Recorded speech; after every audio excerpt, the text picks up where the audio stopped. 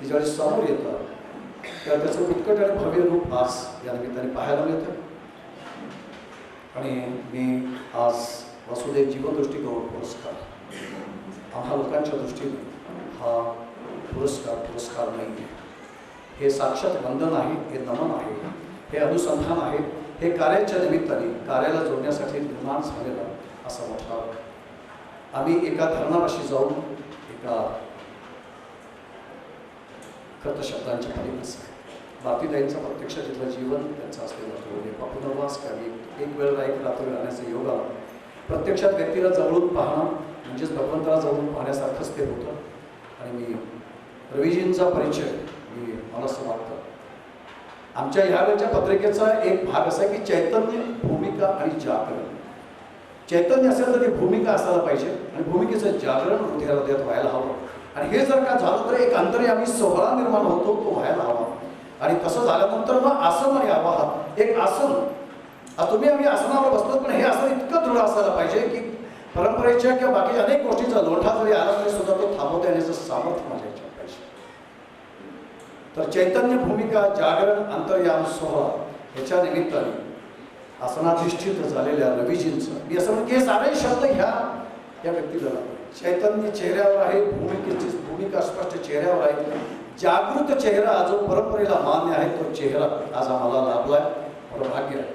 मी असं म्हणेन की परंपरेचं भाग्य आहे, आमच्या वेदवस्तू प्रतिष्ठानचं हे भाग्य आहे. आणि अंतर्याम सोहळा साऱ्यांच्या समोर मांडण्यासाठी आज वासुदेव जीवनदृष्टी गौरव पुरस्कार आदरणीय भारतीताई ठाकूर अध्यक्ष संस्थापक नर्मदा. खरं तर ही नावांची ओळख थोडीच आहे. तिथं गेल्यानंतर त्या 1000-1500 मुलांचं सुंदर चेहऱ्यावरचं हास्य पाहिलं, खेड्यापाड्यातून जाऊन भारतीताईंची ती लटकून पाहिली, चिंतेच्या निमित्ताने क्रांत झाले त्यांचा चेहरा पाहिला. आणि अखंड धावपळ करण्यासाठी लागणारं त्यांचं विलक्षण धर्मासक्त किंवा पुत्रांच्या विषयी असलेली आसक्ती तर हवीच, जगण्याची आसक्ती हवी. त्यांची आसक्ती अजून 100 वर्ष 200 वर्ष टिकतो. हे हजारो लाखो मुलं त्याच्यातून निर्माण होते. ही आसक्ती सर्वांच्या हृदयात निर्माण हो अशी प्रार्थना मी आज परमहंस परिव्राजकाचार्य श्रीमंत वासुदेवानंद सरस्वती स्वामी महाराज आदराने ज्यांना पंडित आणि विद्वज्जन ज्यांना थोरले स्वामी महाराज म्हणत असतात. थोरल्यांची जागा घेण्यासाठी थोरल्यांनी थोरलेपणाच्या भूमिकेतून यायला हवं. या थोरलेपणाच्या भूमिकेतून आलेल्या आज रवीजींचा आणि भारतीताईंचा पुरस्कार हा एक सामान्य ज्याला आपण असं म्हणू की परमेश्वर एकदा स्वप्नात येऊन दर्शन देऊन जातो तो म्हणतो की मी आहेच, तुझी साधना आठवडे चालू ठेव. तसं तुम्हाला मला स्वप्नामध्ये दिसलेले जे काही महापुरुष दिसतात की दर्शन होतात तसं ह्या दोघांचं दर्शन घ्या तुम्ही आज. आणि असं ठेवायचं की साधनेच्या मार्गाने हे शब्दांचा खेळ नाही, ही जाणीव आहे, ही भूमिका आहे, ही जाणीव आणि भूमिका आहे. ही सगळ्यांच्या हृदयात जर का निर्माण झाली नाही तर हे सोहळे करून काय कामाचं काय. जे धन पवित्र कार्यासाठी खर्चच होत नाही असा धन आणि अशा तऱ्हेच्या गोष्टी ह्या राष्ट्राचा जो विषय आहे चिंतेचा विषय.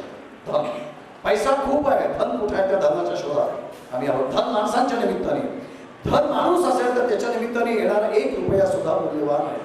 आणि मला असं वाटतं की सारे संकल्प सगळ्या गोष्टी बोलायला तर हवंच पण तुम्ही सापडणार कधी पुढच्या वर्षी शिवाय नाही. पुढच्या वर्षी कदाचित वेगळे लोक असतील. मग आज जे बोलून घ्यायचं ते बोलून घ्यायचं, कारण ह्या दोघांचा बोलण्याचा हक्क आहे तिघांचा. त्यामुळे मी माझं बोलणं झालं नाही तर चालतं पण तरी सुद्धा मी बोलून घ्या. मला एकच सांगायचं आहे की हा नित्य जागृतांचा प्रवास आहे, हा जागरणाचा प्रवास आहे. दत्त महात्म्य सप्तज्ञान भूमिका म्हणतात. पहिल्या 3 भूमिका ह्या जागरणाच्या आहेत. मला असं वाटतं पहिले 3 जन्म केवळ जागरणासाठी योग्यांना घालवावे लागतात. योग्यांची गोष्ट करतोय पण तरी सुद्धा कर्मज्ञान, भक्ती आणि योगाच्या निमित्ताने ज्यावेळेला सारे भाव ते समुचित होतात किंवा समुच्चय त्यांचा होतो त्याच्यातून ज्ञान निर्माण होऊन त्या ज्ञानाचं घनीभूत रूप कारुण्याच्या निमित्ताने सेवित प्रक्षिप्त होतो. सेवा ही असामान्य गोष्ट आहे, भगवंताला सुद्धा जमली नाही. तो गुरुदेवांच्यावर सोपून देतो, त्याला सांगतो त्या समाजाला सांग की सेवा कशी करायची शिकव. आणि तो स्वतः जाऊन ते शिष्यशाही जाऊन पडतो. तो सेवा करायच्या नादाला लागत नाही. सेवा करण्याचं भाग्य गुरुदेवांच्या कृपेनं आणि आचार्यांच्या मार्गदर्शनाच्या निमित्ताने ह्याच भारतभूमीमध्ये पेरलं गेलं. वटवृक्ष झाले, सारं काही झालं. त्या अमृत वृक्षांच्या खाली बसून फक्त अमृत प्राशन झालं नाही म्हणून तुमची माझी मन आणि अंतःकरण शुष्क आणि कोरडी आहे. शुष्क आणि कोरडी अंतःकरणाने सेवेचा हे कारुण्य आहे. दत्तात्रयानं करुणाघन श्रवण सारे विश्वाची करुणा त्यांच्यात एकवटली आहे, एका देहात एकवटली आहे. वासुदेवांच्या देहामध्ये सारे विश्वाची करुणा एकवटली आणि त्यांच्या मुखातून बाहेर पडलेला तो 8 शब्द हाच सेवेचा स्तंभ असतो. त्या एका शब्दाच्या निमित्ताने असा स्तंभ निर्माण होता, हजारो स्तंभ निर्माण व्हावेत आणि प्रत्येक व्यक्ती हा सेवेचा स्तंभ झाल्याशिवाय तो या देशाच्या ऋणातून मुक्त होणार नाही. माझं वय जरी उद्योग नसतं तरी मी सांगतो की प्रत्येकाला सेवेचा भाव स्वीकारला पाहिजे. माझ्या मुलाच्या व्यतिरिक्त माझ्या शेजारचा मुलगा खूप सुंदर असायला पाहिजे. जितक्या मायेने मी माझ्या मुलाच्या पाठीवर हात फिरवतो, कदाचित माझ्या मुलाच्या पाठीवर हात फिरवण्यात माझा मुलगा योग्य आहे की नाही मला माहित नाही, पण शेजारच्याचा मुलगा माझ्या मुलापेक्षा काही वेळेला खूप जास्ती सुंदर गोष्टी करून असतो. माझं मन माझं याच्याशिवाय बाहेर पडत नाही आणि माझं याच्यातनं बाहेर पडलेली मंडळी इथं असते. माझं आहेच काय, सारे कोणी माझेच काय, माझे गुरुदैव माझी मास, असा समाज, असा देश, असा राष्ट्र भावना जागवायला हवी. हे कार्यक्रम देवाणघेवाणीच्या निमित्ताने विचार भावना देणारे अमर्याद खूप श्रेष्ठ दर्जाचे लोक या जगामध्ये आहेत, पण सौहार्द, जिव्हाळा आणि प्रेम वेद वासुदेव प्रतिष्ठानचा हाच जिव्हाळ्याचा विषय की आम्हाला बाकी काही समजत नाही. प्रेम, जिव्हाळा आणि तोंडातून जे बोलू श्रीराम जयराम जय जयरामच्या निमित्ताने जप मंत्र केला जाईल, तर मुखातून बाहेर पडणारे इतर वेळचे जे शब्द आहेत ज्या जपाच्या ते शब्दच मंत्ररूप व्हावेत. ती शब्दांची ती मंत्रांची साधना समाजात सर्वत्र पसरावी, सौहार्द पसरावं, सुहृदत्व निर्माण व्हावं, या भूमीचा हक्क, या राष्ट्राचा गौरव परत या भूमीला प्राप्त व्हावा. म्हणूनच वासुदेव जीवनदृष्टी गौरव पुरस्कार आहे. आपण सर्व आला, थोडी छान गोष्ट. नाती जोडण्यासाठी यावं लागतंच, नाती असण्यासाठी काहीतरी बोलावं लागतंच. बोलल्यानंतर नातं निर्माण झालं की नाही हे पाहण्यासाठी सुद्धा मागं वळून पाहावं लागतंच की माझी पुढे वाट वळून पाहत. जे आई करते मुलाच्या बाबतीमध्ये तेच समाजाने आई रूप होऊन त्या मुलांच्या बाबतीत किंवा एकमेकांच्या बाबतीत करायला हवं. तिथं मी हृदयपूर्वक बोलतोय. माझ्या बोलण्यात एकही शब्द ना मी स्वतः विसरायचा प्रयत्न करतो, मला तो आठवणीनं मला तरी जागरणाकडे द्यावं. एक भूमिका जरी मला पकडता आली तरी सुद्धा आज विनोभाऊ देवदेवांच्या निमित्ताने मी साक्षात वेदनेचा एक आदर्श कालांतराने सिद्धत्व पाहून समाजामध्ये आज त्यांच्या नावाने बक्षीस किंवा त्यांच्या नावाने गौरव करताना मला काय असं वाटतं की आत्म्याचं अमरत्व वेदनेच्या निमित्ताने त्यांनी पूर्णपणे पूर्णपणे पूर्णपणे जे व्यक्त केलं ते आत्म्याचं अमरत्व ह्या राष्ट्राचा चिंतनाचा विषय आहे. भटकलेले आत्मे हा देशाचा विषय नाही आहे. सारेच काही विलक्षण जागृतीनं नटलेले आत्मे, त्यांची मन, त्यांचा देह, त्यांची बुद्धी, त्यांचा अहंकार, त्यांची जाणीव, त्यांची पावलं, त्यांचा स्पर्श, त्यांची नजर आणि त्यांचं असणं, त्यांचं अस्तित्व हेच समाजाला मार्गदर्शक असायला हवं असं मान. जीवनदृष्टी गौरव पुरस्कार यावेळेला 2016 साली आज प्रथम त्याच्यात डॉक्टर नांदेडकर, राजकुमारजी आणि मधुराताई आणि सगळेच मान. भाग असा आहे की तर मान कशाचा, माझ्या गुरुदेवांचा मान, माझ्या राष्ट्राचा मान, माझ्या आचार्यांचा मान आहे, नंतर तुमचा माझा मान अजून 100 वर्षांनी नाही. तर हे सारं काही मी लक्षात घेऊन एवढंच म्हणतो की आज वेद वासुदेव प्रतिष्ठान मोठ्या गर्वाने, मोठ्या अभिमानाने आणि अत्यंत विनम्रतेने ह्या वर्षीचा वासुदेव जीवनदृष्टी गौरव पुरस्कार हा आदरणीय रवीजींच्या हस्ते अत्यंत मानाने, अत्यंत सन्मानाने गुरुदेवांच्या चरणी नतमस्तक होऊन आदरणीय भारतीदेव ठाकूर यांना प्रदान करतोय. हा आमच्या दृष्टीने जिव्हाळ्याचा, गौरवाचा आणि शाश्वताचा क्षण आहे.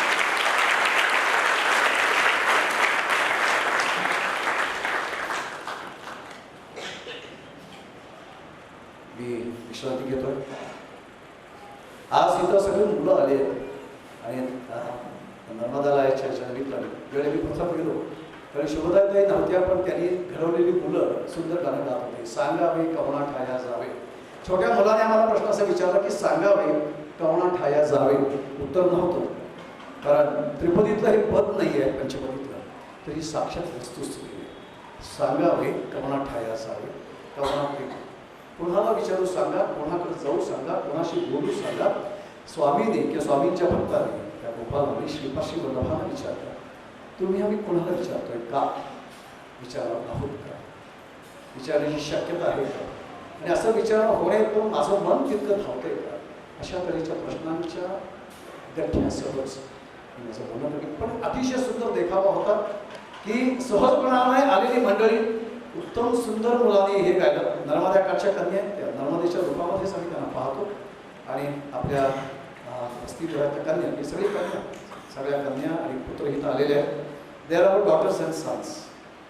आमच्या दृष्टीने ही भावना तशीच आहे, अशीच भावना राहावी आणि यासाठी सगळ्यांचंच आम्हाला जिव्हाळ्याचं बळ हवं अशी प्रार्थना यावर्षीचा हा गौरव पुरस्कार देत असताना भारतीताईंचा राष्ट्रपती सर्वांनी त्यावेळेला पूर्ववळ आनंदाला द्यावी. जसं गुरुकाने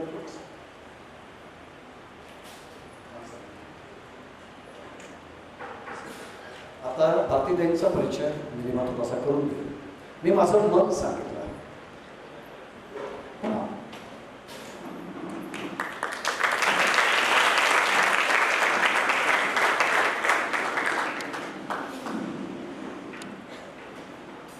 आजच्या सोहळ्यात वासुदेव जीवनदृष्टी गौरव पुरस्कार ज्यांना प्रदान करणार आहोत त्या उत्सवमूर्ती आहेत आदरणीय भारतीताई ठाकूर.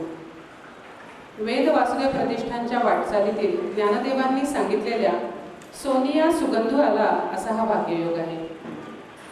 वासुदेव दृष्टीने नर्मदा किनारी आदिवासी बालकांसाठी प्रकट झालेलं नर्मदा माच हे रूप म्हणजे भारतीताई ठाकूर.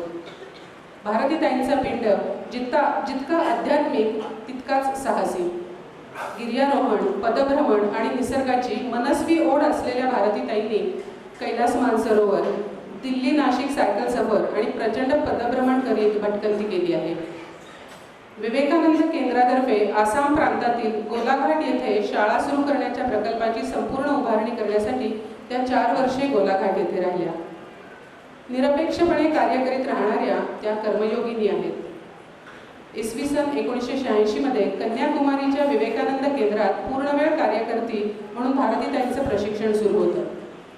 तिथे होणारी उपनिषदांवरची, भगवद्गीतेवरची व्याख्यानं, संन्यासी विद्वज्जनांची भेटी यातून सत्संग घडत होता. विचारात, दृष्टीत स्थित्यंतर होत गेली. रामकृष्ण मठाचे अध्यक्ष स्वामी रंगनाथानंद यांच्याकडून मंत्रदीक्षेचा लाभ झाला. अलौकिक व्यक्तींच्या जीवनात नेहमी अलौकिक गोष्टी घडत असतात, कारण त्यांची निवड प्रत्यक्ष भगवंताने केलेली असते. मंत्रदीक्षा दिली तेव्हा भारतीताईंच्या गुरूंनी सांगितले, आजपासून राष्ट्र हेच तुझं दैवत. किती विलक्षण गोष्ट आहे ही. पण कळसाध्याय पुढे होता. नर्मदा परिक्रमेची ओढ त्यांच्या मनाला लागली. 14 ऑक्टोबर 2005 ते 12 मार्च 2006 या 5 महिन्यात त्यांनी पायी नर्मदा परिक्रमा आपल्या 2 मैत्रिणींच्या समवेत केली. भारतीताई तेव्हा नाशिक येथे सरकारी नोकरीत होत्या. ही नर्मदा परिक्रमा म्हणजे त्या परिसरातील निसर्गाची नानाविध रूपं, पशुपक्षी, प्राणी, नर्मदा मैयाच्या किनारी बसलेले लोकजीवन त्यांचे अवलोकन करीत त्या सृष्टी निर्मात्याचा शोध घेणं हा हेतू. अशा अंतःप्रेरणेतून अत्यंत सहभावनेने, सहसंवेदनेने केलेली नर्मदा परिक्रमा भारतीताईंना ध्येयाप्रत येऊन गेली. नर्मदा परिक्रमा एक अंतरयात्रा या भारतीताईंच्या पुस्तकाने अनेकांची परिक्रमेची संकल्पना बदलून गेली. नर्मदा माचं अत्यंत व्यापक रूप, तितकेच बदलत जाणारे प्रवाहीपण, काठच्या लोकांची अत्यंत श्रद्धेने भारावलेली मनं आणि प्रत्यक्षातले या साऱ्यांचे डोळस निरीक्षण भारतीताईंच्या अंतःकरणात साथ घालत होते. दुतर्फा राहणाऱ्या आदिवासींच्या अज्ञानाचं, आतिथ्याचं रूप पाहून त्यांच्यासाठी काहीतरी करण्याचा निश्चय दृढ होत गेला आणि उर्वरित आयुष्य या नर्मदा माईच्या लेकरांसाठी समर्पित करायचं त्यांनी ठरवलं. बालशिक्षण क्षेत्रात काम करायचं ठरवलं. नाशिकमधील सरकारी नोकरीतून स्वेच्छानिवृत्ती घेऊन मध्य प्रदेशातील मंडलेश्वरसाठी त्यांनी प्रस्थान ठेवलं. परिसरातील सनाथ असूनही दिशाहीन जीवन जगणाऱ्या मुलांची त्या आई झाल्या. ऑगस्ट 2009 मध्ये 14 मुलांना घेऊन भारतीताईंचं नर्मदालय सुरू झालं. आज आसपासच्या 15 गावात जवळजवळ 1800 विद्यार्थी त्यांचा लाभ घेत आहेत. साऱ्यांचं पोषण करणाऱ्या नर्मदा मैयानेच त्यांना या बालकांचे ज्ञानरूपी पोषण होण्याची प्रेरणा दिली. 20 वर्षे नाशिकच्या झोपडपट्टीतील मुलांना शिकवण्याचा अनुभव होताच, पण हे आव्हान अतिशय खडतरही होतं. परंपरा व धर्म यांच्यासह ज्ञानाचे बोट धरून केलेली भारतीताईंची ही वाटचाल हा आजच्या समाजासमोरचा मोठा आदर्श आहे. त्यांची ही वाटचाल आपण एका डॉक्युमेंटरी बरोबरही बघणार आहोत. मी मैथिलीला विनंती करते की तिने ती डॉक्युमेंटरी सुरू करावी. मी यासाठी आदरणीय रवींद्रजी, भारतीताई आणि अजितदादांना विनंती करते की त्यांनी थोडंसं समोर जाऊन बसावं, म्हणजे डॉक्युमेंटरी सगळ्यांनाच बघता येईल.